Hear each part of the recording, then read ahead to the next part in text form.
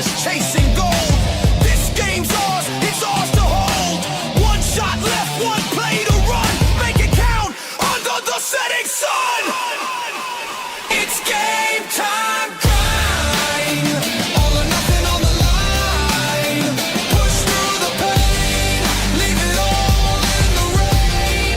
It's game time grind. Victory's ours to find.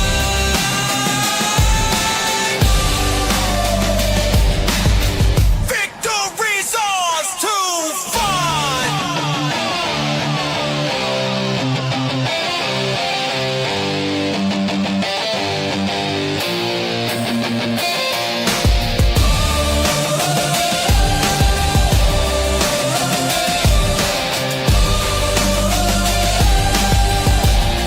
It's game time grind.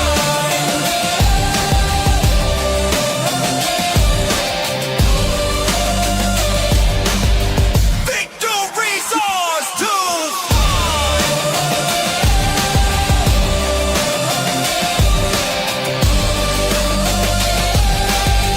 Victory's ours to find.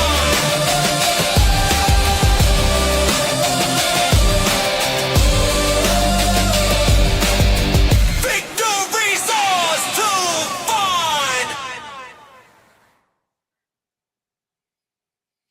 Good evening, ladies and gentlemen. I'm your host, Ali the Persian, and this is 4th and 10U's Game Time Grind. I got Steve up here. Mystic, what is up, gentlemen? What's going on, man?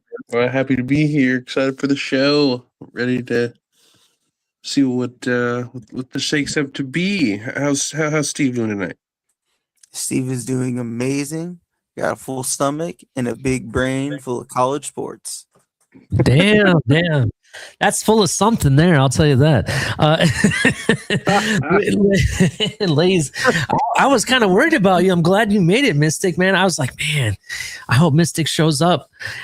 Steve was here. He knew the agenda, but you, man, I was kind of worried there. Dude, holy moly, dude. I literally went and had some dinner. I was like, sweet, everything's good. And then literally I have like this family member calling me and this person calling me. I'm like, get off my phone. I have things to do.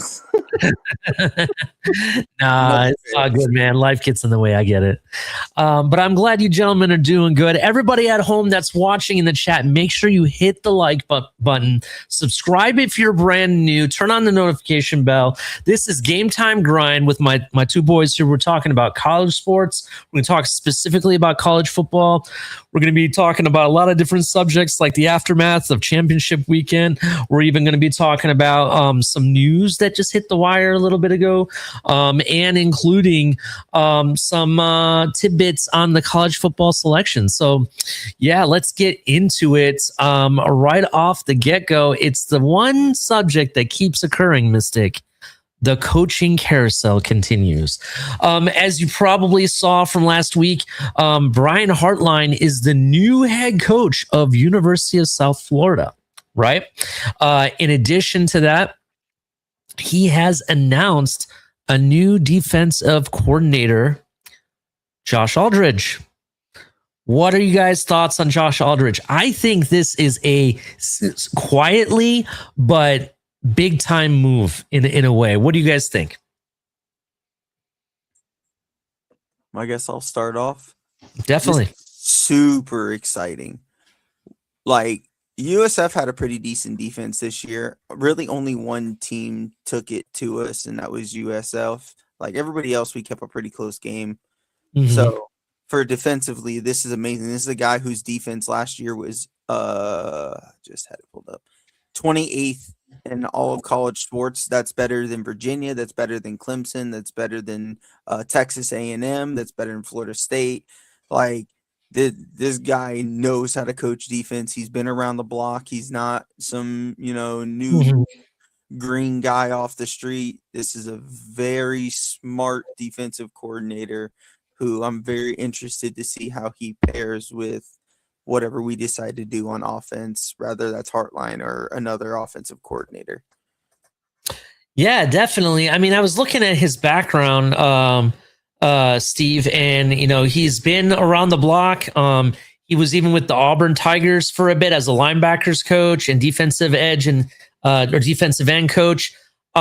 He, they say this guy's really super smart. That's the one thing that they say, and I'm kind of excited. I'm kind of excited to see what he does. It was, we were looking at it like you mentioned. This is just some interesting tidbits of when he was at Liberty. His defense ranked number 1 nationwide in team tackles for loss, 4th in sacks, 15th in interceptions, and 19th in third down defense. And as you mentioned, 25th in first down defense as well. I think that is a hell of a move. I'm kind of excited for South Florida to see how he, how he performs. What do you think about this, Mystic? So, I think obviously I want to see more what he's going to do on offense, but I think this just kind of further supports what I was thinking when it comes to the Heartline signing. I think you were kind of concerned maybe about his play calling, so that's why I said I need to see the offense. But I think this just kind of furthers my thought of he's going to be able to put a good staff together. That's going to probably the things that people think are maybe his shortcomings, quote unquote. He'll be able to mask those with good coordinators and a good staff around him. I think this is a good set founding piece for what he wants to do down there. Mm-hmm. Yeah, I definitely agree. Some interesting tidbits in some of the interviews, because there's been a bazillion of them that Brian Hartline has done since he's been announced, and especially after the championship weekend. He's been down here in South Florida doing interview after interview. I think he's like on a marathon or something. And the consistent message that I hear him say, and he's mentioned it a few times, is that there's all this talent, right? He already knows he's in one, I'll say maybe one of the college football capitals of the world, right? Or football capital, we'll just say in general, even at the pro level, is Florida, specifically South Florida. And there's all this talent, massive amount of talent. And what I find interesting is, I appreciate him, and he's mentioned this even as a Buckeye, it's not always about getting the best, most talented player you can get. Sometimes it's more about getting the right player, not necessarily the most talented player, because he truly believes he can unlock all of your talents, with his, with the way he wants to coach. What do you guys think about that? I think that's really impressive, because just because you might be the number 1 ranked QB on the board doesn't mean that you're the right fit for South Florida. What do you think about that? I think that's super smart. You have to know the environment you're in, especially for South Florida. Like we want guys to be here. We don't want to be one of those schools that just throw a bunch of money around to get the big name guys. Like I brought this up, I believe last week when we talked. Like South Florida lost a lot of talent from Central Florida to Miami. We lost a quarterback from, I believe, St. Augustine. Mm-hmm. Group. It was Orlando or St. Augustine. We lost a 5-star corner from St. Pete area. Like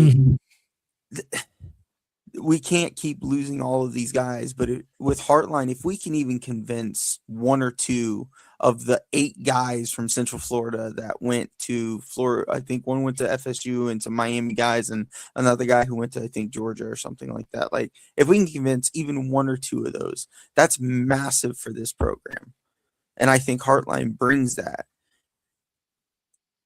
Yeah, I think he does. I think year 1 is about instilling the foundation of what he wants to do. His really the biggest and most impactful moves, I will say, will be in year 2 and 3. That's where you're going to see, the success more, build up. But this year, I think it's about setting the right mindset and foundation. And I think it's going to be on the up. One thing I also want to bring up, not just Brian Hartline, I believe it's South Florida's AD that I was watching an interview on South Florida, University of South Florida's football website. I think it's usffootball.com, I think is who had it.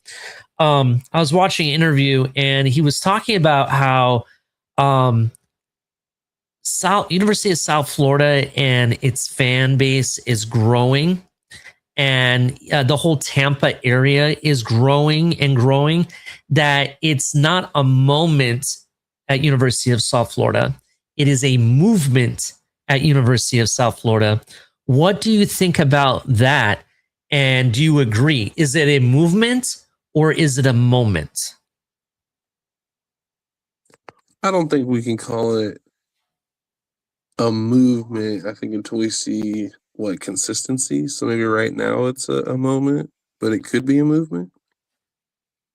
Well, I'll give you an example why I think it might be a movement. We just saw, I want to say for the past 3 years, University of South Florida's previous coach has started building success, right? The success has been building.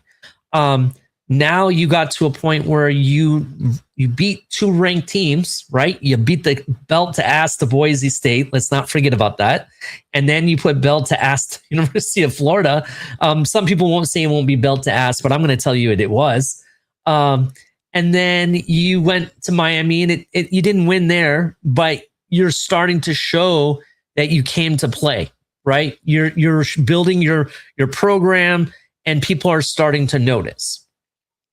Now, you just, as the AD said, and I'm pretty sure it was the AD that was doing the interview. He basically said they went and got their playbook immediately, were prepared. They knew eventually that their coach would go to bigger and better things, and they had a list and they executed. They got their top pick right off the get-go. He said it took like 60 hours, I think he kept saying. But 60 hours later, they got their guy and they did exactly what they wanted. And he said teams that are having a movement, not so much a moment, execute and get, and this is the outcome. And shout out to Lewis, who's in the chat. Thank you, sir. I appreciate you being here. If you didn't know, you could catch us on the college selection show that the Blitz Pickup had. That was pretty cool. Thank you for having us. We really appreciate it. And subscribe to them if you don't already subscribe to them. But in addition, Lewis mentioned that University of South Florida is talking about building a stadium already. They already have the spot picked out and they're going to build a new stadium. Teams that are on the up and are starting to build that foundation and that existence, those are the type of stuff that you start seeing them do. If it's just a moment, I don't know if they would just build a stadium out of nowhere and do some of those things or make this kind of move, to be honest. What do you guys think? Oh, I think it is a movement. Again, like what was brought up with Lewis in the stadium. Mm-hmm. Brian Hartline's office window looks right out into the stadium as it's being built. The thing that our AD also mentioned, the reason that they wanted Hartline wasn't just his football acumen. It wasn't just his background in the NFL. Yeah. It was the loyalty he showed to Ohio State. It was the fact that he stuck around for as long as he did. And every stop he's been, it didn't matter who the coach was. It wasn't, coaches come in, out. Hartline was there and he stayed there. And that was a big deal with him for USF. They wanted a coach who they believed would stick around to not just begin this movement that I think's already began with the last head coach we had, which and I have no grudge towards him.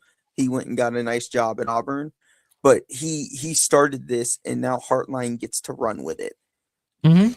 Like it, and it's not to ignore and try and be naive to, this is the reality of college sports. Big colleges after success will come knocking. But I do believe that he may stay to really show that we are the underdogs, but we're ready to swing up like an underdog boxer. And we can box with anybody who wants to box. Yeah. Listen, I'm buying into what they have to sell at University of South Florida. I'm kind of leaning that way, as I mentioned before. One interesting tidbit I found out today, in one of the many interviews that that Hardline did, and the meet and greets and photo ops that I saw today. I guess the former, and I was trying to figure out what the connection was with University of South Florida and Brian Hartline. I know he was a Miami Dolphin, right? And I know Brian Hartline himself is from Ohio. He went to, I want to say it's Glen Oak High School in Canton, Ohio. Come to find out, your guys' former president, and I can't remember her name off the top of my head, but she's actually from Canton, Ohio, and went to the same high school as Brian Hartline. So I personally think, and this is just my take, because there was other teams that was going after Brian Hartline. Penn State was close. You know what I mean? From what I also heard and read, he had interviewed with Texas A&M before they hired a new coach as well. Like that was, they were really considering him at that point. I think, in my opinion, I think that the connection with University of South Florida was two things: the mentality and thought process on how to build their program. I think that was number one. It was exactly the philosophy that Brian Hartline has. In what the AD and what others in that made that decision, what they want to accomplish at University of South Florida. That's number one. Number two, I think the fact that you had certain people that were connected to Brian Hartline, not necessarily like knew him, but are from the same area. It's kind of like they have the same type of thought process. So it's easier to agree upon things if you understand what I'm saying. You know what I mean? If you have people like that are from the Midwest, they have the Midwest philosophy or thought process. If you understand what I'm saying. Do you get that or maybe I'm not making sense? No, you make perfect sense. Yeah. So that's kind of why I think he picked South Florida. I know other teams were really close to maybe trying to get him. And yeah, crazy enough, we're going to kind of switch gears to a different team. But before we do so, any final thoughts on Brian Hartline and what they're doing at University of South Florida? I just wanted to say, I guess my question to kind of what we're all just talking about here is where is the bar for Brian Hartline? Not just this year or the next 2 or 3 years, just through the course of this job. Like what would be the best outcome? Not obviously, no, we're not just like, oh my God, national championship. Like, no, like what, from what you guys are telling me, Steve, this is probably more for you and, obviously Lou and the other people who root down, down there. Mm-hmm. What would you guys consider to be successful for Brian Hartline? Right now, because I think that question comes in stages, in my opinion. I agree 100%. Well, I guess we could break it down between, kind of 1 year, 1 year, 3, but I think obviously the results we have now, are we expecting an ACC championship? My stage one is beginning the run to winning the conference, because we were close. And I mean, we were real close. 2 games.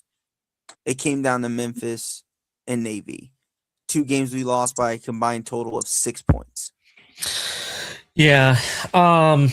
Look, for me, it has to be winning the AAC first. Before you can expect anything else, you got to take care of stuff at home, and that's the AAC. So that's where I'm. I misspoke on that. Sorry. Thank you for the correction. Yeah, that's what I was kind of trying to say to Ollie. Like it's about the conference. Yeah, it's about the conference. You got to make sure you can compete with North Texas or Tulane, for example. Navy's in there. Navy is one of those hot cold teams. 1 year they're hot, the next year they're not so not. So it's like, I don't know. I got something about Navy too. I want to show you guys a little bit later in the show that I found. But yeah, that's what I think it's first. I think the first year is building his recruiting pipelines. He already is familiar with South Florida. That's another thing that why it made sense. Like South Florida is his recruiting stomp grounds. So being right there, he's easy. He can catch, players a lot easier. And Well, he mentioned that. That's why yeah, one of the main reasons why he chose USF was this was his pipeline, and his ideal situation is to keep all these guys he was taking from South Florida and Yeah. keeping them in South Florida. yeah. So there's that.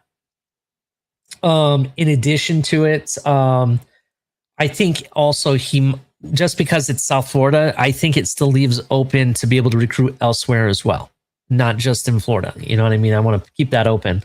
But I also think once he has that built and once he gets his philosophy on the field going, I think that's where you can start looking at, okay, now that we've built this, what are we going to do with it? Are we going to win the AAC, which that should be by year 2, you should be competing at least. And then by year 3, all right, we're competing for the AAC. We're playing in bowl games. We're maybe in talks to get one of those last spots in the college football playoff. That's basically how I would look at it. Especially when you have teams like Tulane and North Texas and those guys competing for spots like that. I kind of think that you really should that should be your goal eventually, but probably by year 3. Absolutely. So, any other questions, Mystic? No, I think that's all I got for now. I just wanted to, actually try to contribute there and not feel too worthless, right? Oh, just kidding. Damn, Mystic, are you okay? All right. Well, thank you. We are going to switch gears to a team that you're familiar with, Penn State. Penn State has hired Matt Campbell. Have they confirmed the DC is moving over to Penn State? The DC from Iowa State? Say that one more time. I read somewhere that he's pulling the defensive coordinator from Iowa State with him to Penn State. Is that official? Yes. All right. So, Penn State has hired the defensive coordinator to Iowa State to bring some familiarity to the coaching staff. I know some of the staff from Penn State they kept and re-signed. I know that. What else? What else can you tell us about Matt Campbell and what he has said? And I know he had an interview. His press conference was very heartfelt, and I thought that was really cool. And that, again, any Penn State fans that just happen to see the show, however you want to say it, go watch that. And that's the man who's going to take, in my opinion, Penn State and put them at that next level. He has such a passion for wherever he's at. He has a passion to take that program and do something with it. Mm-hmm. He loves being able to help build a program, help build people. I guess I think I just read he has 12 NFL draft picks in the last 5 seasons at Iowa State. Iowa State doesn't have near the talent pool that Penn State is going to have access to. Penn State's going to have a lot of success here soon. Funny enough, you guys are going to hear a lot about that guy that I always said things about, and everyone's like, "Oh, Mystic, Iowa State. Oh, Mystic." Brock Purdy's going to Penn State. He's probably going to be the starting quarterback next year at Penn State. So you're going to hear a lot more about Brock Purdy. Or excuse me, I'm sorry, not Brock Purdy. I'm over here talking what I shouldn't be. Rocco, whatever his name is. Beck. Thank you. Rocco Beck. Was before, but yes. Can I just interject real quick? I'm sorry, Mystic. I hope I'm not getting on your bad side by interjecting. I apologize. I'm sorry. What you got? There was something I saw today And it was the players meeting with the new head coach with Matt Campbell, and he's talking to the players. This is juicy. This is new. What do you got? And there was a certain somebody sitting in the team meeting with the coach, and there's question if he's going to actually apply for an additional year of eligibility. Really? You know, the quarterback at Penn State, who we've been talking that if he was in the third round, we would consider him. You know what's really funny? I was going to say something originally, like it would be really interesting to see Matt Campbell with said individual. Oh, wait. Sorry. I guess we should put a name on that, right? Go ahead. Talk about it. It's your team now. The worst part is you can't think of it, can you? Drew Aller. Thank you. Drew Aller was in the background, actually one of the either front or second row of players, and he's sitting there talking. Not Drew Aller's not talking, but the Matt Campbell is talking to the players, and he's sitting there listening intently with his eyes on the coach and everything. Yeah, dude. I feel like Matt Campbell and the offense that he brings you'd probably see a couple things. You'd either see it or that would be the final straw, and you'd know that you want nothing to do with Drew Aller. That's all I know. I don't know. The fact that the new head coach was announced, he's there, and you have a player that is thought to be going to the NFL is in that meeting. If I'm thinking about going to the NFL, do you think I'm going to that players meeting? No. I'm ready to go. I don't need to see that head coach. I would add, though, it makes sense in one aspect. His draft stock took a hit this year. Oh, I think he should stay. I do agree. I do think he needs another year. But I think his draft stock, because at this point, that would be year 5 for him, I think. I could be wrong about that. I think his draft stock's going to take a hit no matter if he stays or not, though. Yeah, but I think it could help him. That's what I'm saying. Like, him staying could bring him back up. It may not be, because I'm not even seeing Aller falling to the 5th in mocks. Like, his draft stock, because of the injury and how just rough the season's been for him, he went from a fringe first round pick to, like I said, dropping almost all the way to the 5th in mocks. Even if it brings him back up to a second round pick, it's worth it. Did you say fringe first round pick? Yes. Okay. Maybe I'm misunderstanding what you mean by fringe, but the different circles of college football that I've talked to, let alone listened to on a regular basis, always before all this season, he was like the guy. The guy was that could be a number 1 pick, not a fringe guy. You know what I mean? We always considered him good. I call him fringe because it wasn't unanimous. Because remember, going into this season, Nussmeier was huge. Then Sellers took over, and Aller, last year, he was a name that people thought he was coming out could be a first rounder, and then it was like, oh well, he'll be a first rounder. And then it kind of started to wane, and then he started talking about second rounder because he needed more development. That's what I mean by fringe. Like, fringe for me is a guy who could be a first, but also we don't know for a fact he's going to be a first. Mm-hmm. Yeah, I see what you mean. For me, before this year, I always thought he would be like a top 10 pick kind of first rounder. But after this year, yeah, he'd be lucky if he's 4th, to be honest. I kind of see what you mean. But we'll see. We'll see if he gets that additional year. I didn't mean to hijack your conversation about Matt Campbell. Go ahead, Mystic. I'm sorry, man.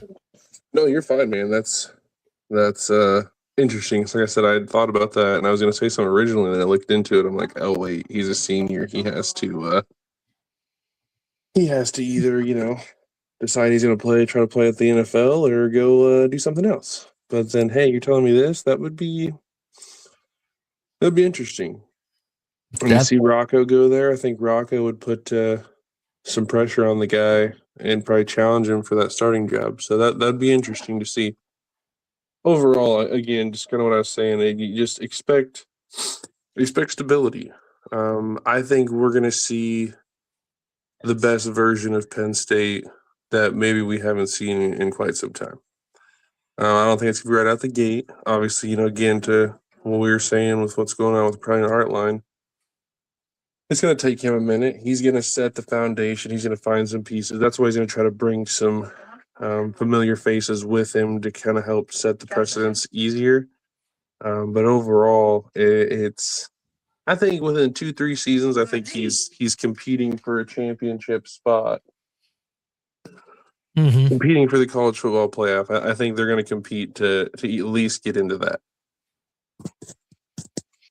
Yeah. I think I can understand that.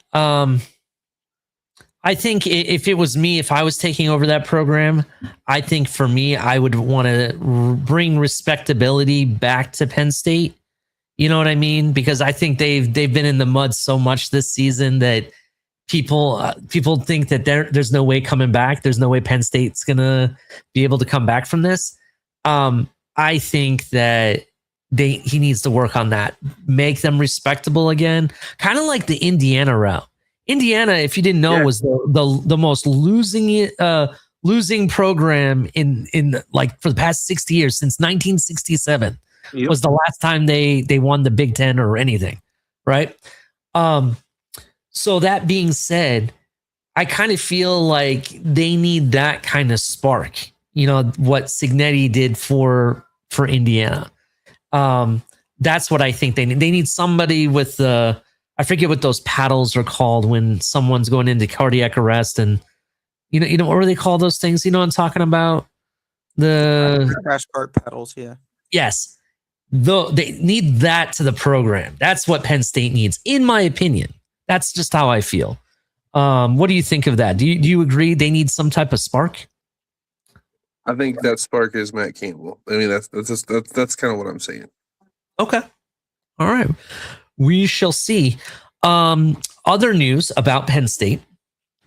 Prior to signing Matt Campbell, supposedly, and this has kind of come out by the media, Penn State was hardcore trying to go at Matt Patricia. They really tried to offer him a bag, do what they could to bring him, and it didn't work out. Matt Patricia, and the reason I think it ultimately didn't work out, Matt Patricia and his family love Ohio State. They love going to the stadium. They love the atmosphere, the games, everybody around them. He walks on the field with his kids and family every game, right? They have kind of, what's the word I'm looking for? They've made him an icon, the fans have. I don't know if you've watched any of the games. You'll see this big foam pencil that they're like holding up in the air, and they're passing it around. They those big oversized New Era hats that people wear. They're like $200, the big massive one that make you look like a bobblehead. Oh yeah. They sell them now with a pencil sticking out the side. Right? Oh no. Yes. So they have really made this guy like a celebrity to the point where I'm going to go ahead and say this.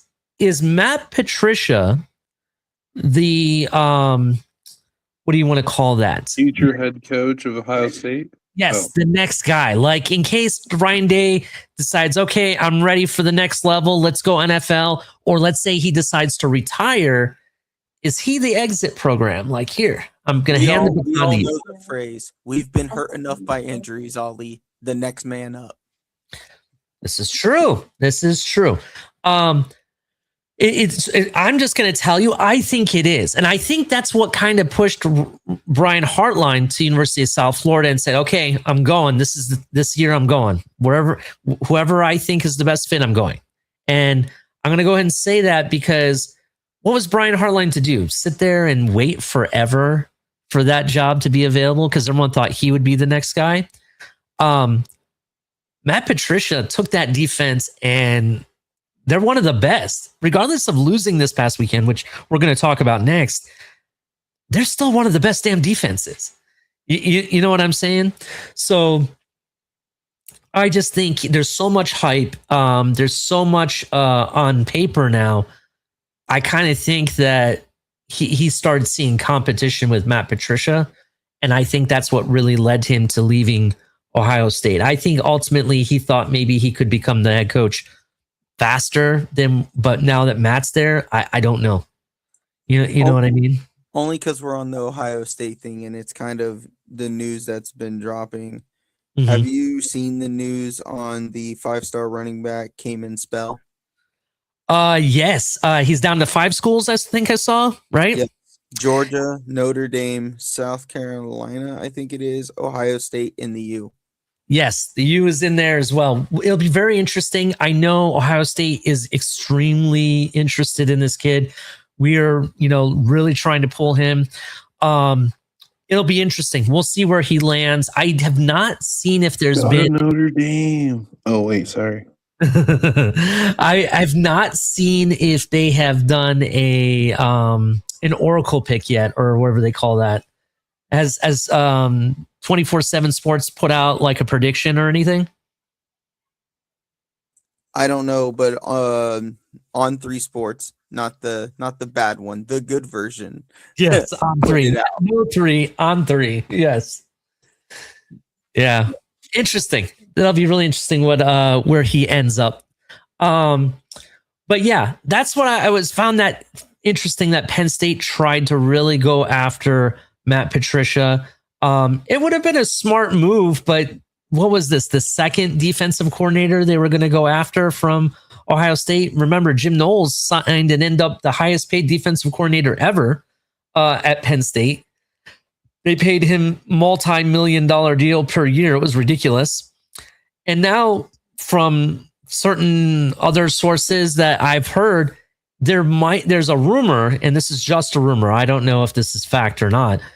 There's a rumor that there's an SEC team that might be interested in bringing Jim Knowles.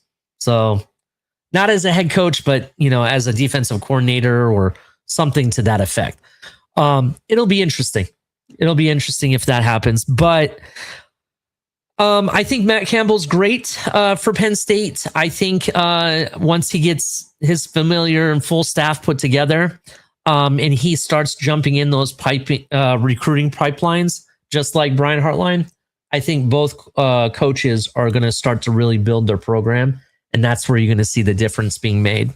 Let's get into the next topic here. And I have to say, Mystic, Steve, when we call something, we really call something.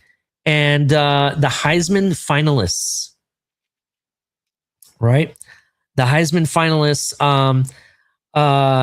came out. And who did we all say was going to be there? Please remind me. I think it was these guys right here. Yes, sir, it was.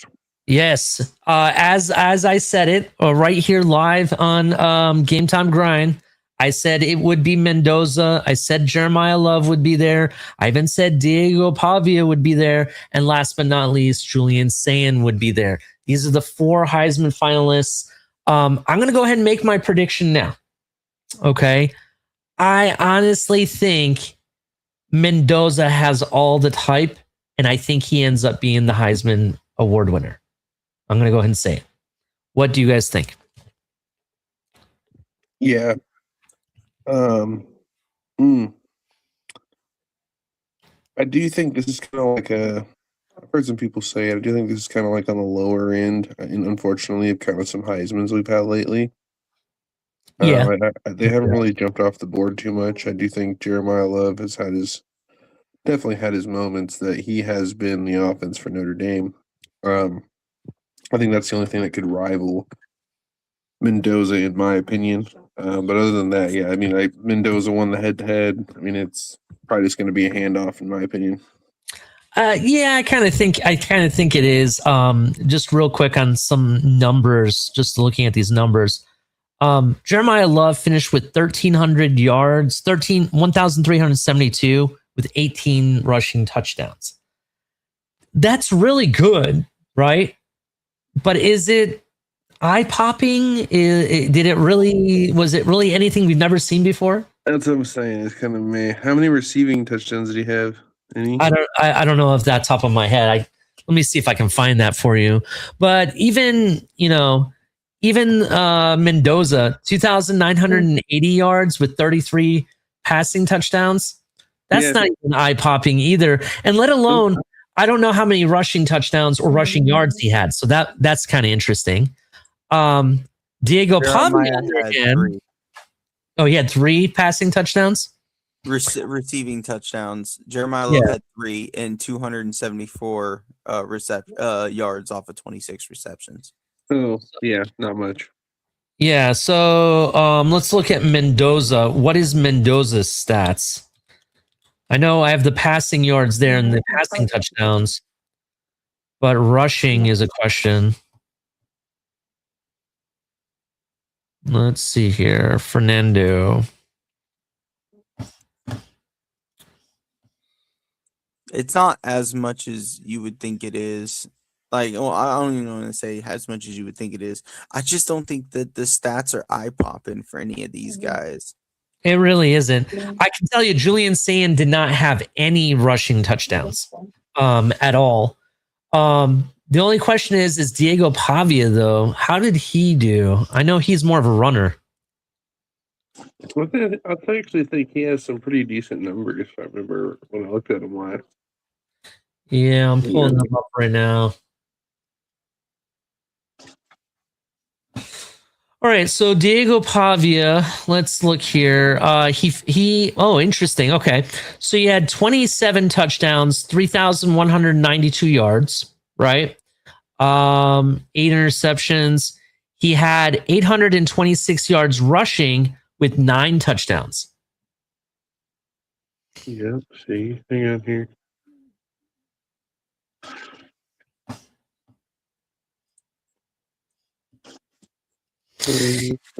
This year, Mendoza has 240 yards rushing with 6 touchdowns. Yeah, 6 touchdowns. So it's just kind of interesting. I think Mendoza just has all the hype, and I think that's what he's going to win on. Pavia has the feel good story, like like the Tim Tebow type of story kind of thing going on, For sure. right? And I feel like he could be a close second. Julian Sayin, though, for being a what was he? He was a sophomore, I think, this year, right? I think he was most impressive because of his high completion rate. His completion rate for most of the season was above 80%, which is kind of unheard of in college QBs. So I think that was kind of like what it is. And the fact that he's just so cool hand Luke, not really rattled by very much, right? I would say even in the Indiana game, which we'll talk about next, I don't really think he was rattled too much. I think it was just a matter of, they threw stuff at him that wasn't really expected. But if you look at the performance, because we mentioned here on that show, whoever won that game is probably going to win the Heisman. He technically either evened out exactly with Mendoza or even outperformed him a little bit, because I think he had a little bit more yards than Mendoza did. And they both had an interception apiece. But what won it for Mendoza is that Mendoza honestly was the best in the clutch moments, right? And that's what really won it for Mendoza. So that's what I'm going to say. Mendoza wins this. That's my prediction. Any final thoughts on this or predictions from you guys? No, sir, I'm with you. Yeah, I think Mendoza does end up winning it just because it's the Heisman. Sometimes it falls into the same category that the NFL MVP does. It tends to lean quarterback. So I agree. So here's my last question, since we're on Mendoza, real quick. Urban Meyer did an interview, and in the interview, he said that Mendoza should stay in college for another year. Do you agree with him? No, I don't think it serves him any purpose. He's already going to be the number 1 overall quarterback taken. I think his premise, though, and I kind of agree with the premise, but I think in Mendoza's situation, I don't think he really needs to for the most part. But I'm gonna give it to the side of what I think he was intending to say. I think a lot of QBs, they're hyped up in their college performance for like one season, and what ends up happening is they go to the NFL and they don't really perform very well, right? And he feels that to be a competitive quarterback, I think he's looking at it that if you stay your entire college career, let's say the full 4 years or 5 years, I think in the long run you end up performing better because you've obtained a lot more knowledge of the game going in. What do you think of that?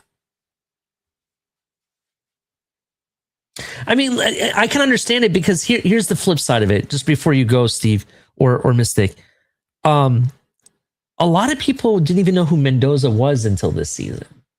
He was at Cal. Let's not forget that, right? Even when Cal was putting belt to ass against Miami in the first half of that Cal game last year, right? And somehow they were able to come back and still win. Nobody really knew who Mendoza was. Nobody was talking about him. So that's why I want you guys' thoughts. What do you think? Do you guys think that is he a one-hit wonder, or do you think this is the real guy and it's going to translate to the NFL? I think it translates. I think because, again, to your point, he faced an NFL-style defense in a big game, and what did he do? He showed up in the big moments. Exactly. I think that translates. Again, that's why I said I don't think. I mean, yeah, let's be honest. If he went back to college, because he's only a 3-year player, right? Mm-hmm. So if he goes back for one more year, could he clean up on some of the stuff that he missed? Because he missed some crucial throws too. Could he do that? Sure, absolutely. But you know what he can also do? He can do that in training camp, getting used to his wide receivers. I don't. I think the level he's playing at right now, I don't think he needs to go back. And again, I'm also the guy who said that, like, if he was in any other draft, I don't know if he's hanging with what Joe Burrow and Trevor Lawrence were putting up, right? But I think it's enough. And I think he is going to be a very good player, and he could end up better than both of them. Who knows? Mm-hmm. You never know. If you have that clutch gene, you got that clutch gene. If you have it, you have it. There's nothing staying longer going to teach you. Yeah. So I guess it comes down to, two different things. I mean, if we're talking, about, securing the bag for my family in the future, we already have the, potential being a number one overall quarterback. Will you do it? If you're talking about being a competitor and you want to be the best version of yourself for when you go to the league, to be instantly, potentially ready to be thrown in as a rookie and hit the ground running and being one of those guys, because I do think he has. You see the raw talent now. I agree with Urban's take, but I also see the both sides of it, is what I'm trying to say. So, like, I think he has all the intangibles that if he goes back for another season and comes out, to Steve, to your point, I think we would potentially talk about him in a top tier quarterback draft if he went back and polished up some things. Could he do that in the league? Absolutely. But he could also set himself up by getting that stuff done now. So when he goes into the league, he's just focused on getting that chemistry with his guys, figuring out this pro offense, and really how to just make it run smooth when he needs to. Mm-hmm. So I'm going to give you my perspective on Mendoza, and this is actually going to lead into our next conversation, which is the aftermath of the conference championship weekend, right? What we know about Mendoza and what we learned about him in the Ohio State and Indiana Big Ten championship game is that he is a competitor, right? You saw him take a really hard hit. First play of the game, Caden Curry put shoulder right into his chest. Dude, I thought he was down. The way he was down, I don't know if you guys watched the game or not, but the way he was laying on the ground, I was going to be surprised if he got up after that, because it looked bone crunching, right? And then he comes back into the game. I want to say, a series later or something like that. And he came to play. He was a competitor. You saw different pictures of him, blood running down his elbows, on both elbows, actually, blood all over his jersey and everything. The guy came to play. He's a competitor. I don't think this kid is in it for the money. You know what I mean? He's not that type of player at all to me. There's some players that, and you guys had the conversation what was it, this morning or yesterday, about Caleb Downs possibly wanting to leave the school early just so he can start focusing on the NFL draft. That ain't going to happen. That was fake, we know. But what I would say is that I don't see him doing something like that. I don't think Mendoza would be that type of player where he's built all these stats and everything. He's stat padded himself and he's ready to go to the NFL because he's going to ride that wave and get himself a big contract. Kids now in college are already making big money. A lot of them are making more money than even a rookie contract is going to give you. So money is not the thing for him. I think being a competitor is. So, hot take, this is just a hot take from me. It wouldn't surprise me, and I just want to preface this. I think Mendoza goes to the NFL at the end of this season. I think that happens, right? But if something were to happen, and this is what the scenario I'm going to build, if they get close to winning a national championship and just missed it by an inch, really, I won't be surprised if he, for whatever reason, somehow ends up being a Hoosier for one more year, if that is possible. I don't know if it's possible based on his eligibility, but if it is, or something he can do to make it happen, I wouldn't be surprised if I read that as the headline. That's all I'm going to say, because he's that type of guy, right? I know he's a competitor. Some players that come through college, it's not about getting to the NFL. Sometimes it's always the accomplishments that they take and get the way there. The national championship is something to play for. Not very many people can say they're a national championship or national champion in college. I don't know. That's just my thoughts. What do you guys think of that? I'll say this. The point of college sports for at least football, right? It's to get to the league, right? Like, that's the goal. Let me phrase it. That's the goal of these kids. They want to get to the league. That they've been thinking about it since they were in Pop Warner, in the backyard running into each other with no pads on with their best friends. But with right? NIL, is it? With NIL, is it really the point anymore? Think about it this way.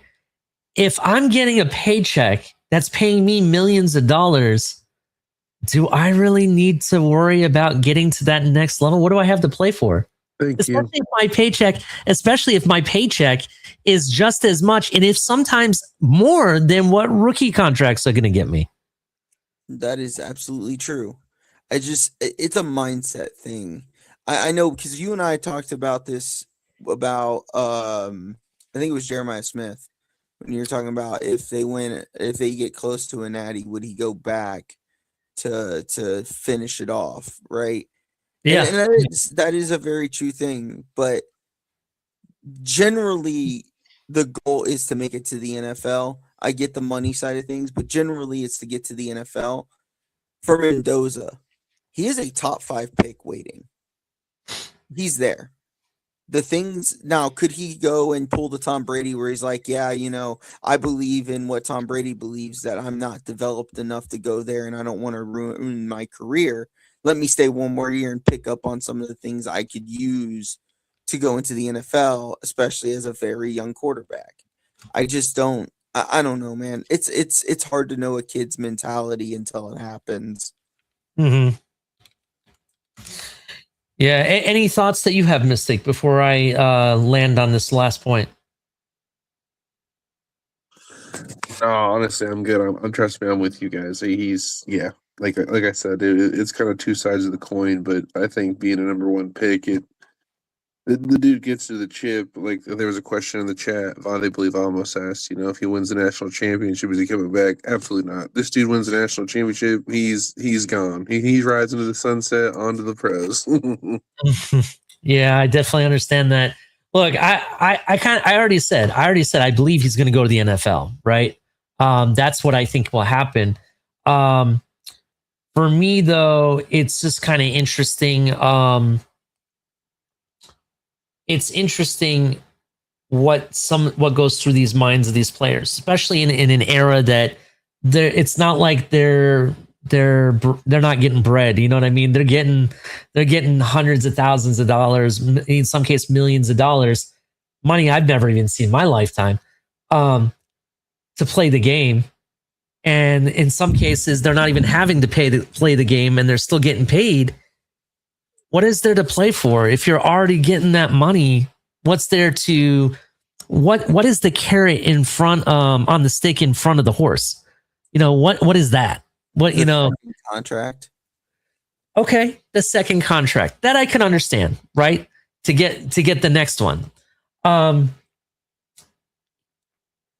Also, you're in addition to that, just one other caveat, and we can go on to the next subject.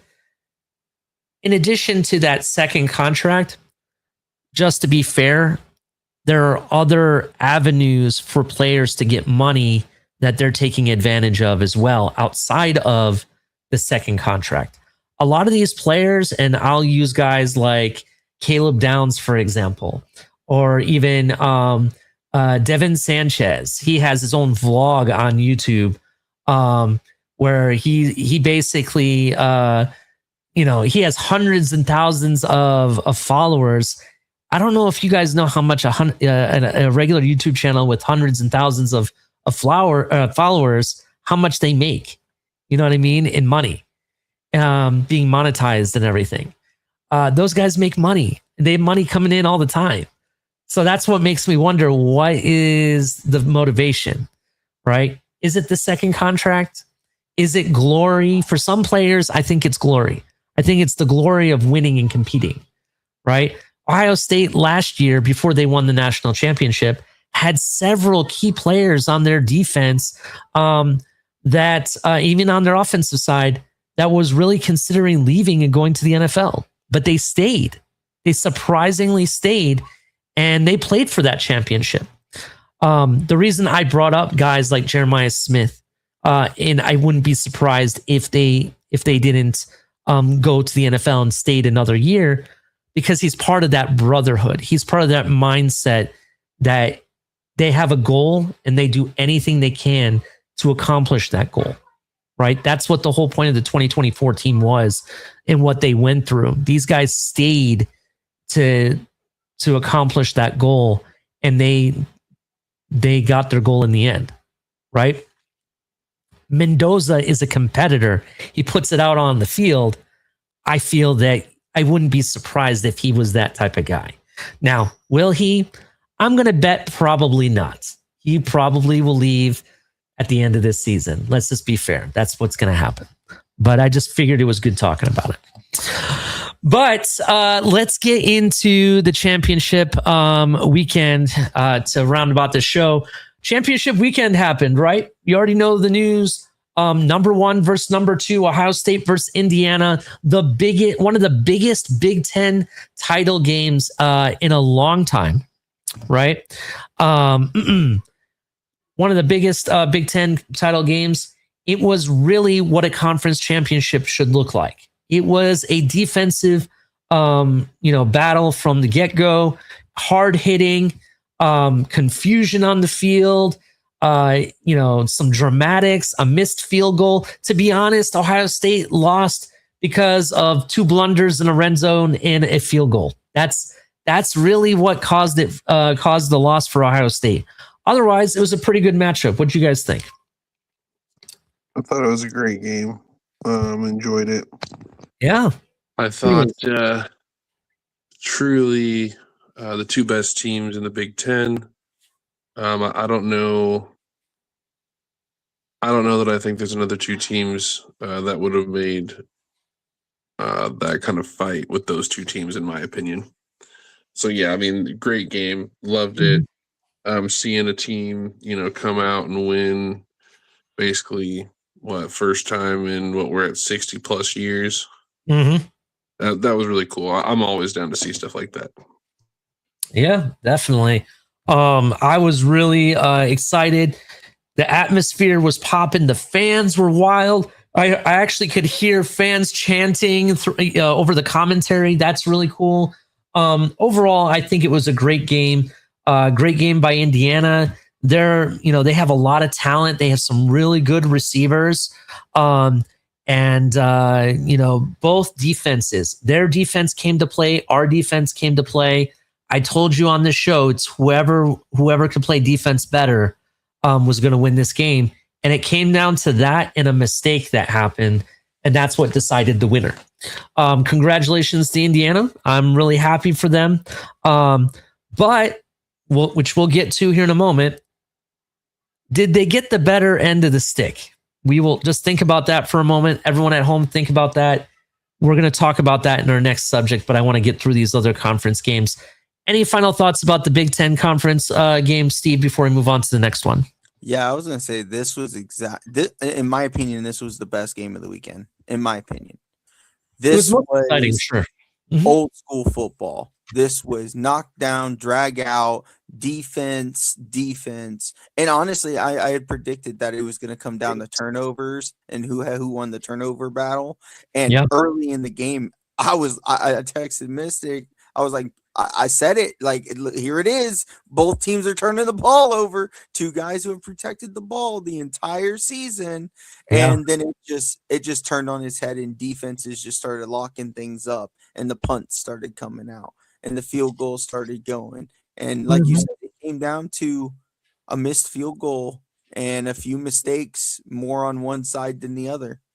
It was a great game. Definitely. Absolutely great game. Indiana pulled off the major upset.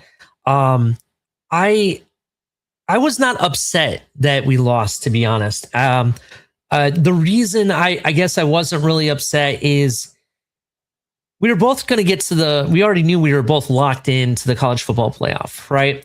It was just a matter of seeding. And I kind of figured that if we were going to lose a game, this would be the type of game we lost. But I thought it was a fair game. It wasn't one of these belt to ass games that we're going to talk about next. We were competitive, right? They were hungry just as much as we were, if not a little bit more. It was the type of game, if I'm going to take the loss on, I'd rather it be this type of game. That's what I want to say about that before we move on. The next game, and Mystic is probably going to have a lot to say about this, the Big 12 championship game, right? Texas Tech Red Raiders with the air raid offense going against the BYU Cougars. 34-7, sir. What are your thoughts on that game? I mean, it's like I said it. I told you guys. I didn't think Texas Tech was a real thing middle of the season, and then as I started to pay attention and continue to see their offense just throw up points at will against people.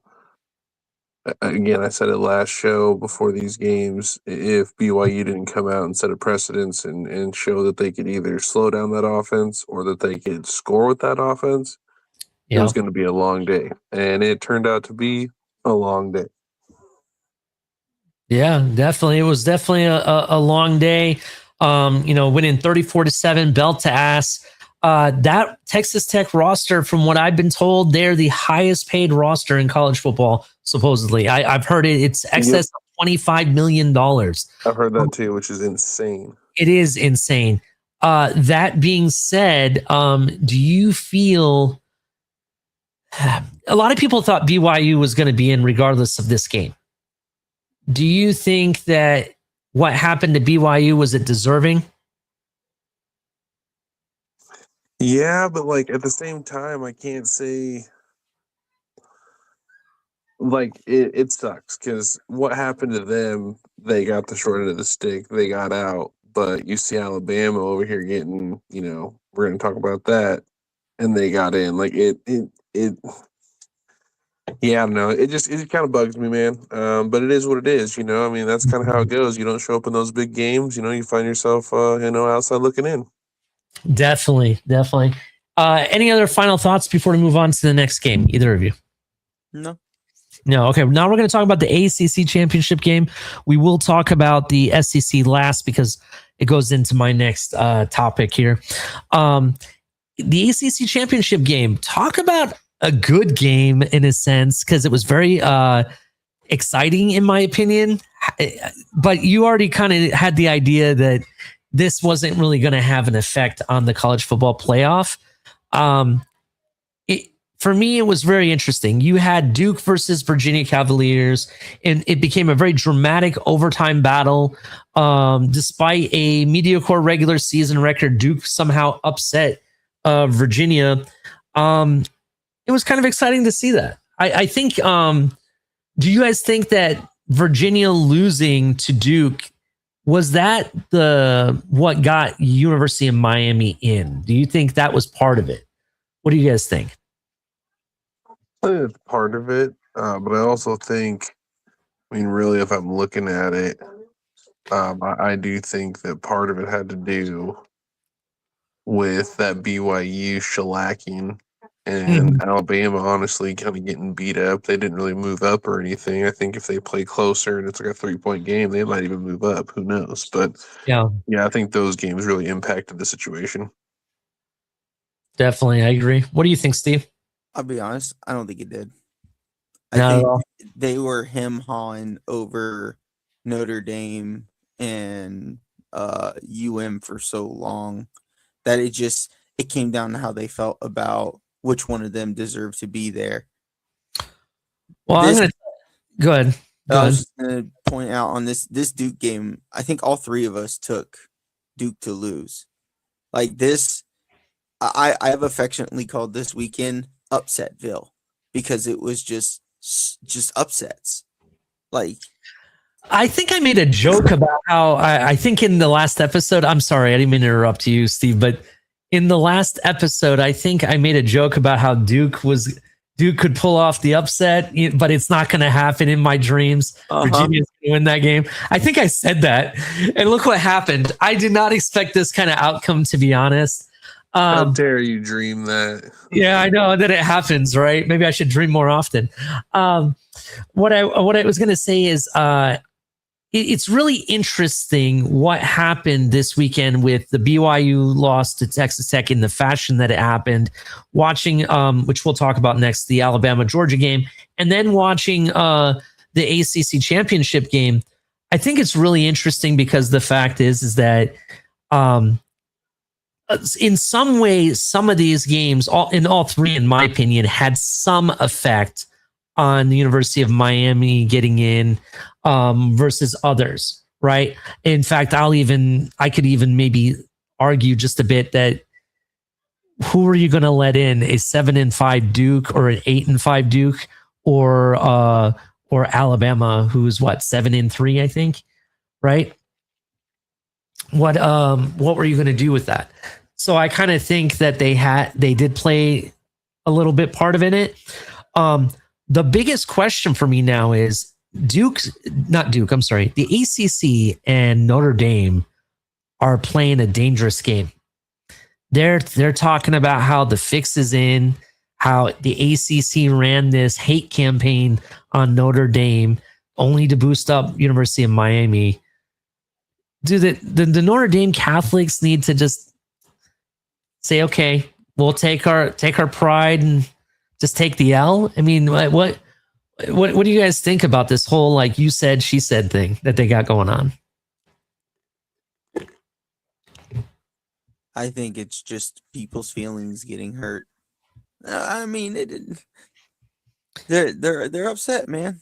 Like, I don't know how else to say it. Like, I get it, I do, but again, like,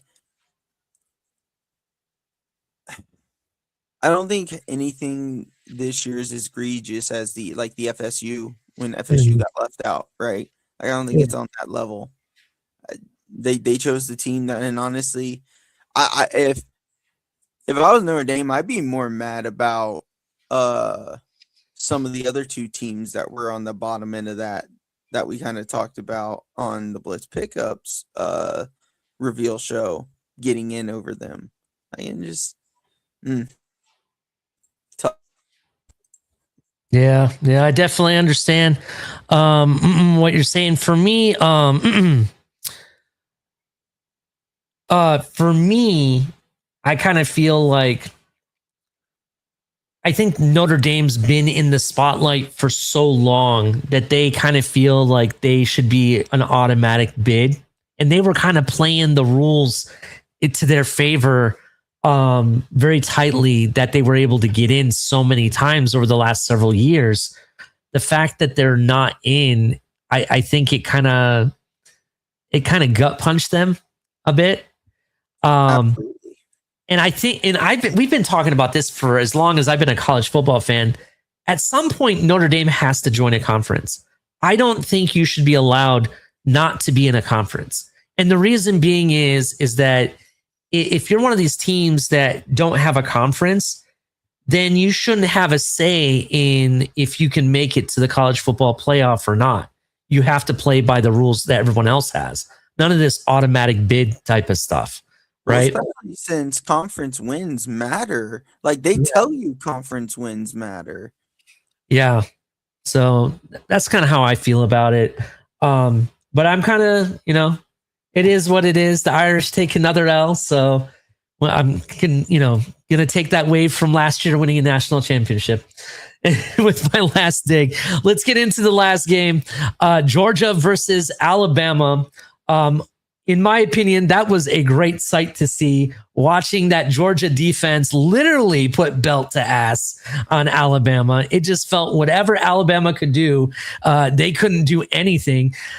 Granted, the win was not, I want to say that even though they won by a big margin, right? Georgia won 28-7.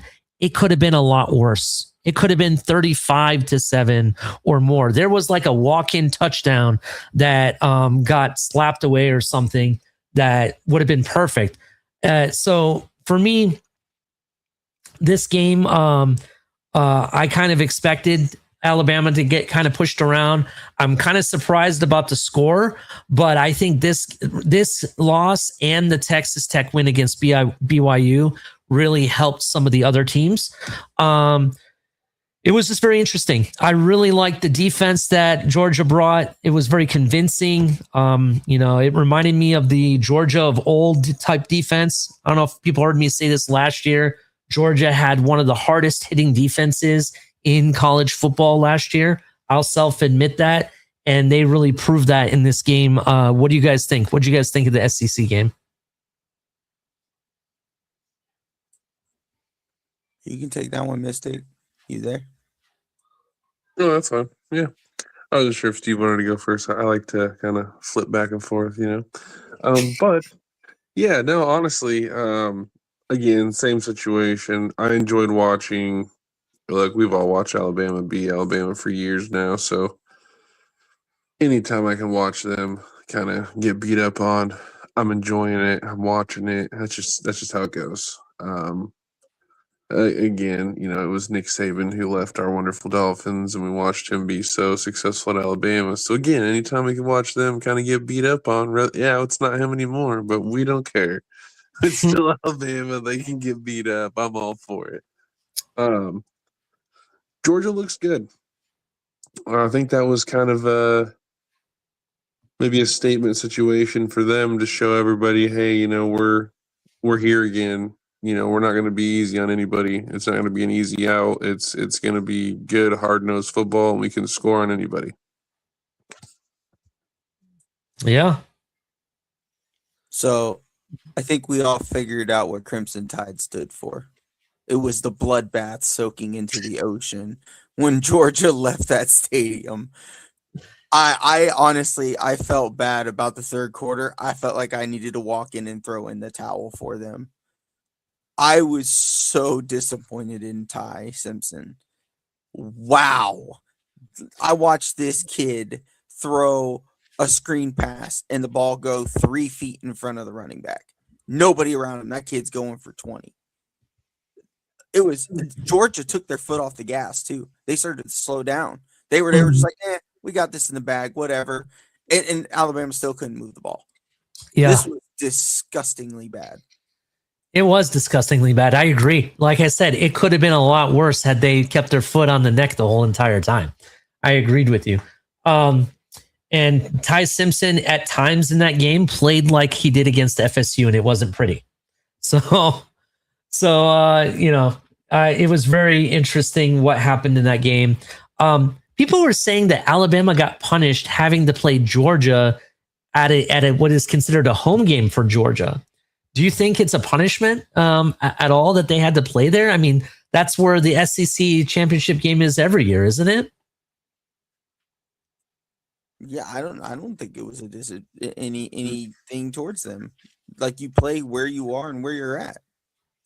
Yeah, but the fact that the Atlanta is in Georgia's backyard, basically, I think that's kind of what the concern was for a lot of the fans. But I guess that's just the fans crying about the game. And then Ohio State should have been upset that the Big Ten championship was in Indianapolis then, right? Yeah, but we're taking our lumps. Shit. Let's not forget. We beat Texas in their backyard. You guys forget that in the semifinal last year. So yeah, so you can't be upset. You play where you play, and it's not like there was no Ohio State fans at that game. There was Ohio State fan, just as many Ohio State as there was Indiana fans there, and the same thing at the Texas game. Fan bases will travel if they're really a fan. That's all I can say. Just like we were talking about, there was that rumor that the possibility that if UM beat Texas A&M, you would be playing them in the Orange Bowl in the Garden, right? In Miami Gardens, right? Like, so, and you were excited for that. So, like, I don't get that. That's why I said, like, you play where you're at, man. If your fans aren't there, well, that's on your fan base not showing up for you. So listen to this. I read somewhere, I don't know how true this is, and I self-admittedly, I have as a fan, I need to research this a little bit more as I'm talking about it. But there was something I read that the committee decided that Ohio State would be in the Cotton Bowl, so that if they did have to play University of Miami, there would be no home field advantage. That's essentially why they went that way instead of being in the Orange Bowl. So I don't know why they're worried about it now. Why weren't they worried about that from the get-go? I don't know. But it's just kind of interesting. I don't know. I don't know if I buy into it yet. So definitely some great stuff. College football, who's in and who's out. That's the last thing we're going to talk about. Ohio State, Georgia, Indiana, and Texas Tech. Those are your top 4 teams. Indiana being number 1, Ohio State being number 2, which kind of surprised me. I don't know if that surprised you guys. It did me. I thought we would drop down to number 3. Georgia would rise to number 2.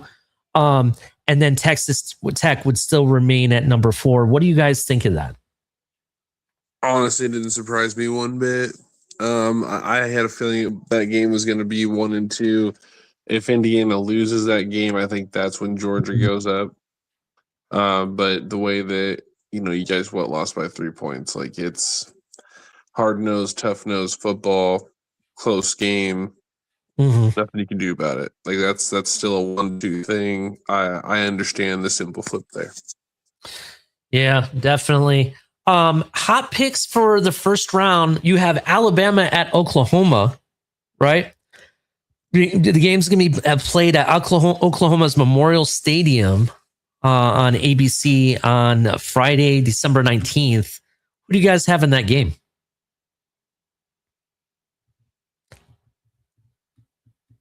I think Alabama, as much as I was just talking crap, to be honest, I think they end up winning that game. I think they're going to show up pissed off, embarrassed, and angry. They're also going up an opponent that they had already lost to during the regular season. So not only that, they have that going, for them as well. I kind of agree. I think we might see a more pissed off version of Alabama. So I think they have a lot more to play with. What do you think, Mystic?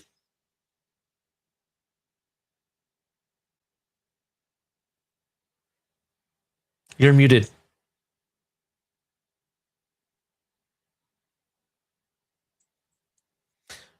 We may have lost Mystic, or did he have to reset or something? Let me see what he said here. My stuff froze there. Holy smokes. I'm so sorry. I'm back now. What?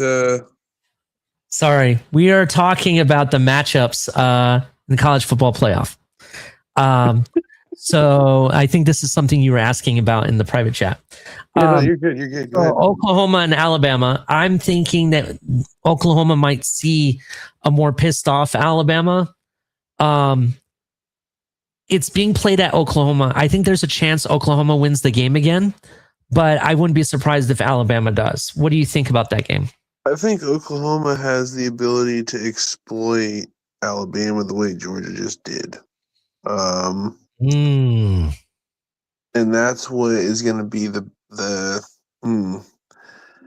you can be mad all you want, but if someone's attacking your weaknesses and you have no way to respond, it doesn't matter how mad you are. You're just going to continue to get more mad.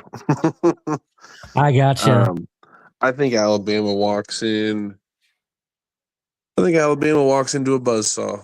Honestly, I think Oklahoma sends them packing first round. They move on.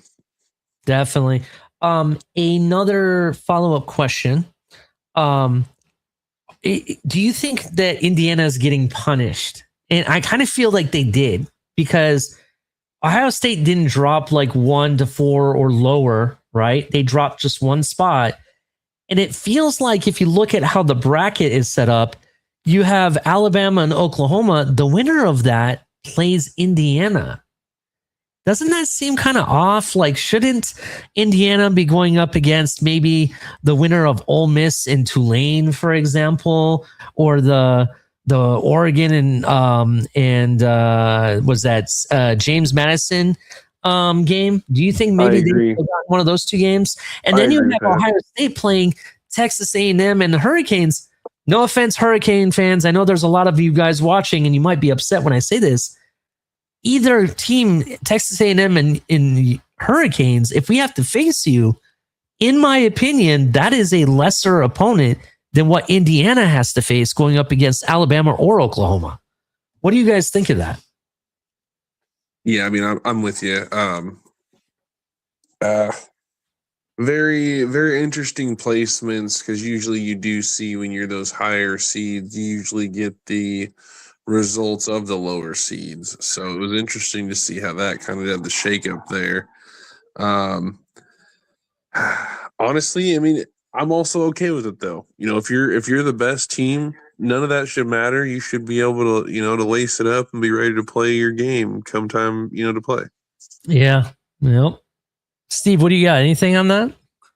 I think they actually did a pretty good job spreading out the teams as they are. Like the discrepancy between each of the 4 games that lead into the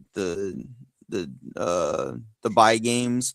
They're not like, it's not like there's 2 bad teams playing each other. I think the Ole Miss and Tulane might be the only one that's like that's a little shaky, but I think it is at least a really good team. And I think, and in my opinion, I think UM's slotted a little low for their ranking. I still think they're a better team than what they show. I just think it comes down to how good Carson Beck is playing that week. It depends on how good of a team they're going to give you. So I don't have a problem with it. Very interesting. I just think that, in my opinion, Indiana got the short end of the stick. That's just my opinion. They got to go up against 2 tough opponents where everybody else, you can kind of see how it could sway one side or the other. But some of the other matchups, Mystic, we'll talk about. Hurricanes versus Texas A&M. I could go either way, but I have a feeling the Hurricanes are going to come to play. They put on this campaign on why they were deserving so much. Now they got to back it up. You could argue that they have some, really good receivers. Carson Beck has been in this situation before. I guess for me, it's which Carson Beck will really show up. Will it be, the top quarterback Carson Beck, or will it be Mr. Interception Carson Beck? What do you guys think? I mean, I'm with you in the sense of they're going to have to be ready, and I think they'll absolutely be prepared. I think this team's hungry to show why they believe they belong. I think they're going to come out. I think there's a good possibility, obviously, they come out and, really handle A&M, but I can also see A&M being prepared for it as well. This being a close game. I could see this coming down to who makes that mistake. Almost like we talked about, best defense winning the 1-2 matchup. I think the team that doesn't make that big mistake between Miami and A&M, that's who's going to come out on top. What do you think, Steve? So, selfishly,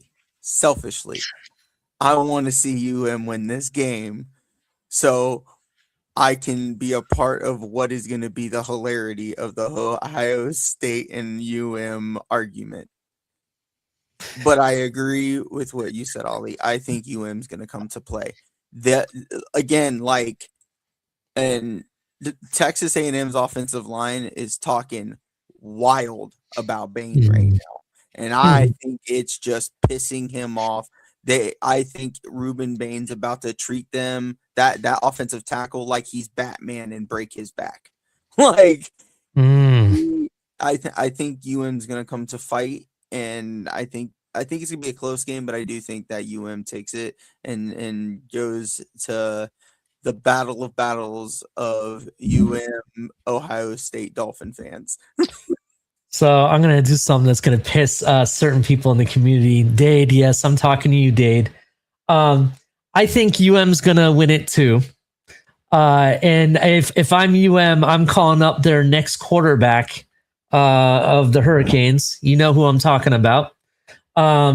That is going to come and show you guys what to do in that first half to put up the numbers against Texas A&M. Lenore Sellers is just one phone call away, Dade. That's all I'm saying. If he ends up staying in college, I'm putting money that he may end up a Hurricane. I know Dade is probably like, I hate you, Ali. There's no proof of this. That's probably what he's saying. I love you, Dade. I'm just kidding. But I don't know if you saw my BFGs. I call them BFGs. It's a military term for big effing glasses. Every time I see a Lenore Sellers with those goggles that he wears, this is what it reminds me of. So that's what Chicago Bulls of the 90s. That's all I think of. That's actually a good take too. I didn't think about that. That's a good one. You're absolutely right. That is kind of or Kareem Abdul-Jabbar when he had the goggles on. I don't know if you've seen him with the goggles, but he had goggles on for a hot minute. So yeah, I think UM's going to come in there. I think Texas A&M got pushed around by South Carolina a lot. How they lost to Texas, I think that really speaks for itself. And I think Miami definitely has an ability to win that game. I think they have something to prove. I'm not going to talk about their next matchup once they win the next game until we know that's the matchup. That'll be next week because I have a lot to say, and I'm going to invite certain Hurricane guests up here that we can talk to and get some more information on what they think as well. More on that later. But talk about some of the other games real quick. You have Ole Miss and Tulane. I'm going to go ahead and say it. I have a feeling that Ole Miss, even without a true head coach and a put together offensive staff, I think they win this game. What do you guys think? Isn't this a battle of the both head coaches aren't there anymore? Yeah, I think it is. You're right. I absolutely believe that is correct. I think this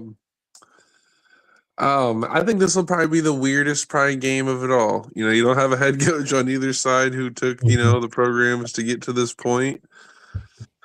I expect the talent for Ole Miss to stand up, but it wouldn't surprise me if Tulane finds a way to keep it close.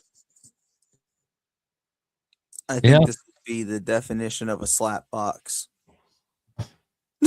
This is Yeah. going to be two teams slapping each other, trying to figure out who can will with their interterm head coach. Whose interterm head coach can will their team to the end. I honestly, I couldn't. You could flip a coin and still get it wrong on who would end up winning this game. I'm going to go ahead and say this. If Tulane somehow beats Ole Miss, right, an SEC team. So Tulane, just remind me, is an AAC team, right?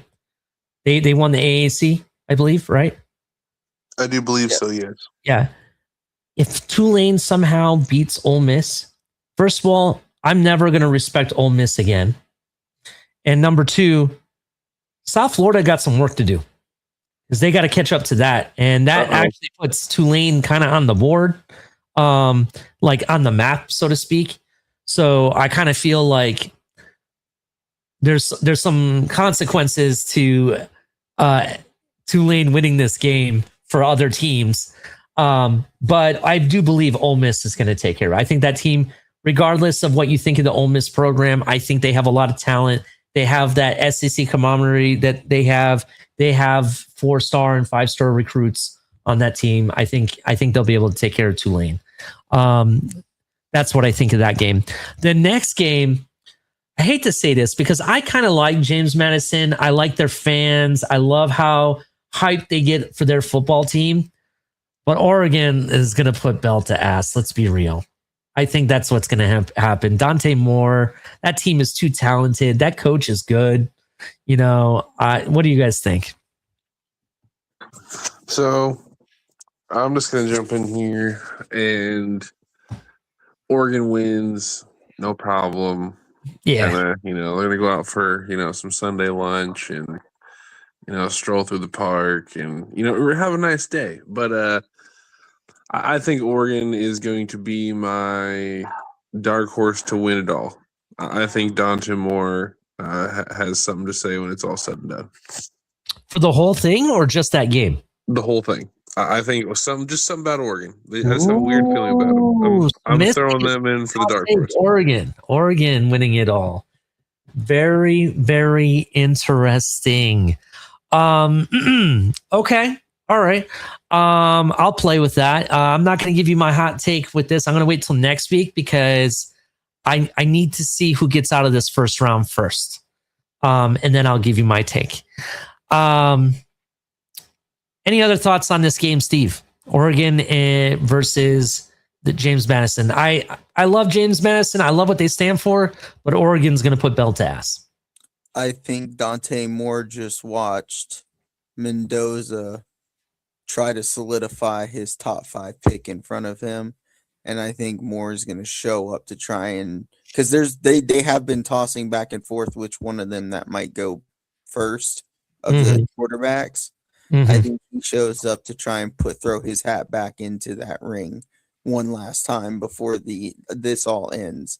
I don't know if I'm on Mystics level of Oregon running the table and going and taking that whole natty, but I said dark horse. All right. Vamos is saying that he wouldn't be shocked if either Tulane upsets Ole Miss or if Oregon gets shocked by James Madison. Vamos, whatever you're smoking, my friend, I want some of that. I need some of that in my life because that's a wild take. I'm sorry, Oregon getting upset by James Madison. I just don't. Wild. That would be wild. You know, it's funny, and Vamos is my homie, but you can't call something an upset and then say it wouldn't be shocking. This is true. And Vamos is my homie too. He lives in my backyard somewhere right outside of the Pizzle. So he knows what I'm talking about. If anybody knows the Pizzle, you know the Pizzle. You know. So that being said, very, very interesting. Everybody hit the like button. Subscribe if you're brand new. We got 50 people watching on all fronts. I appreciate everyone that's come out. People in the comments. We love you guys. We're going to try to go every Tuesday. If we don't go on a Tuesday, it'll be a Wednesday. This has been a hell of a show. But it is time for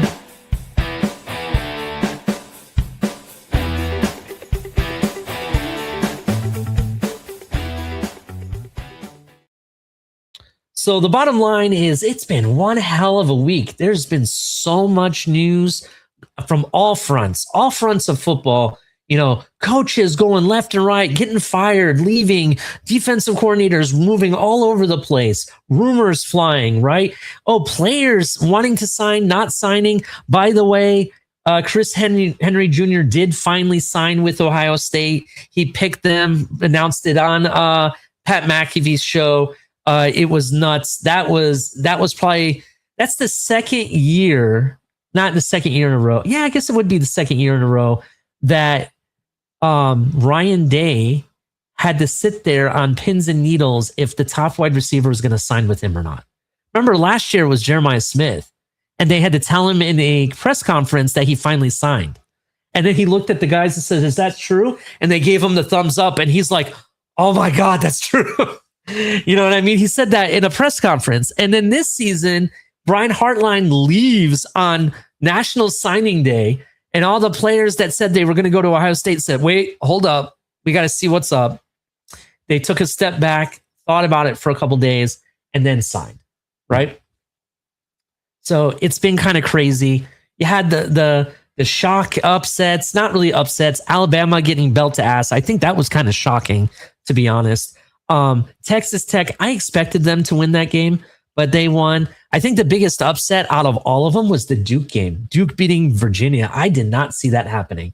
So I even laughed and made a joke about it, right? And it happened. I think that was the biggest shocker.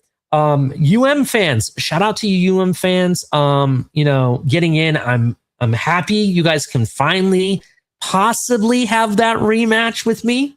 I'm waiting. I'm going to have Hurricane fans up here. We're going to chop it up, talk some smack. So I cannot wait to start throwing those invites. I'll be throwing those invites soon.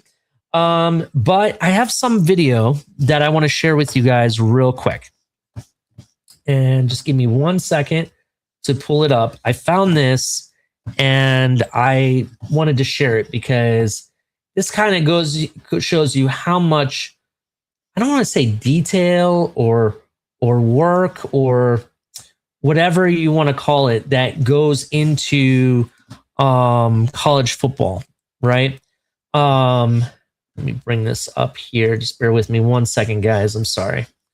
Here we go. All right, let me share this. Share screen.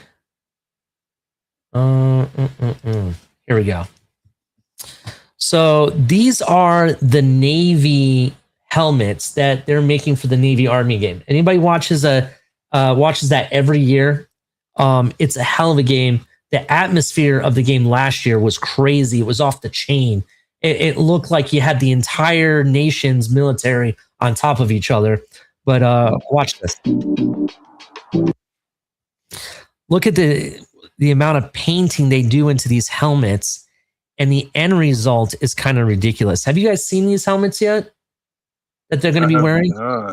Look at that. It looks like a wood grain finish. It looks like the side of an old Revolutionary War warship of some kind. You see that? That's amazing, dude. Yeah. I don't know if you've seen, I think I've shown you clips of the Illinois uniforms that they wore against Michigan last year, where it had like the classic like leather helmets. Yep. Those helmets, they were so detailed and painted, it actually looked like a leather helmet. But look at this. He's actually drawing a warship on the side from hand. It's a hand drawing, actually. Look at that. And how much detail they put into it. It is nuts.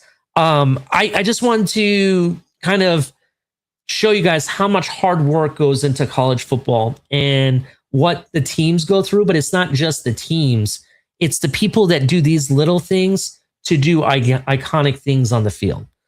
So I just had to share that. Look at that. Look how sick that looks. That's amazing. Oh, and he's adding the white for like the sea foam. That is crazy. Yeah, look at all the shading that he's doing and stuff. I just think it's so freaking impressive what these guys do, and they do it for every game. You know what I mean? Not every Navy game, but every Navy Army game, they do something special like this. And I'm just impressed by it. And I just had to share this video because of like the amount of detail and the work he's doing. Imagine how many, he probably has to do this for what, 93 players or something, right? However many players they have on that. Look at that end finish. Look at that. That looks sick. Yeah, I just wanted to share that with you guys. Just for So the first head cracking hit to scratch all that up. hey, it's battle tested then. It's battle tested. What are your guys' final thoughts on this episode, man? Give me your thoughts. All right, so real quick here, shout out to one of the first viewers.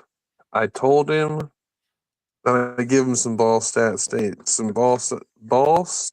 stats.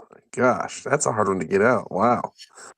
So, Say that. I looked at their season. They had a pretty down season. They only had 4 victories, went 4-8. They were the 4th worst team in the MAC standings.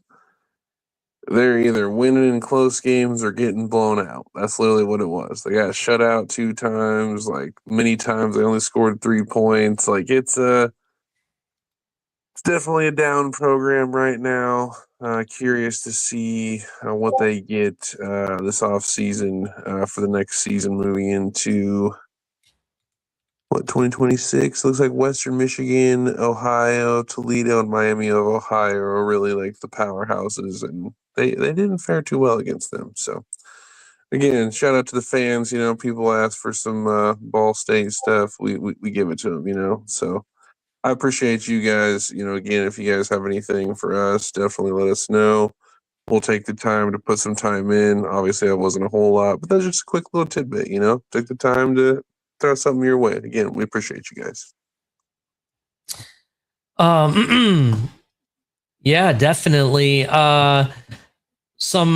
were talking about Ball State, and they're in the MAC, right? Yes. All right. Well, I'm going to take your cue for next episode for my bottom line. I'll bring up some University of Toledo news or some stats that I'll throw around.